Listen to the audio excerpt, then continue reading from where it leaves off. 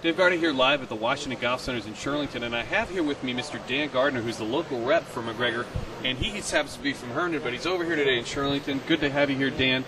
Give us an overview of the kind of work you do here locally and how the Golf Centers figures into what your job is. Okay.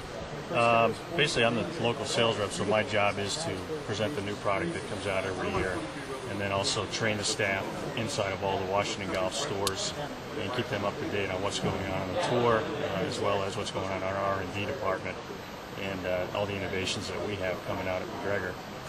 And the changes that we've gone through at MaGregor the last 2 years with buying back the Japanese interest has benefited us in getting more technology out there in the market. So we're not just the old blade company that we used to be, which was easier to sell because there wasn't a lot to remember. Now it's technology, it's tungsten weighting, it's MagTech technology, which is new this year also. So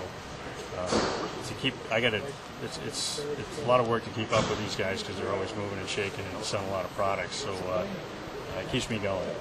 You're on the front lines here dealing every day with the staff that has to deal with the public. What do you find are the pressure points people are reacting to with the MaGregor product line now? It seems to be that the customers come in and feed back to the staff to you. You have to go back to MaGregor and say, hey, they love this, they don't like this. Where is the real interest level lie?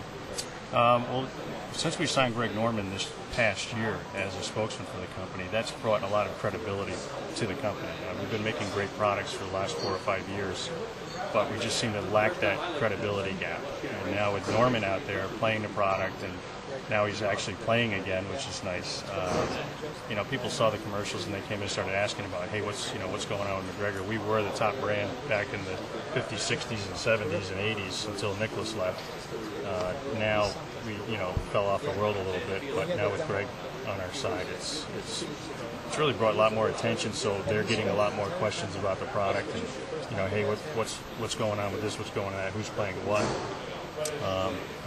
But the feedback coming back from them helps us go back to the company and say, hey, this guy's hitting it too high to the right, or it's the irons are too offset or something of that nature. So we take the feedback from these guys seriously, and we send it back to our people, and they want as much feedback as possible. We want to be the best. So, and when we see that happening, it's great to have that interactive back and forth. And how do people feel about golf centers? The people that are buying here, feedback from the what's your perspective of that? They love the service, which is key. They come in here and they feel welcome. They feel like the staff is knowledgeable, and again, that comes down to me also making them knowledgeable of our product. And I can imagine these guys. I have to know one product; they have to know probably 15 different brands. So, the more knowledge you can give them, the easier you can put it into, like you say, a 3-step process. It makes it easier for them to regurgitate to the public.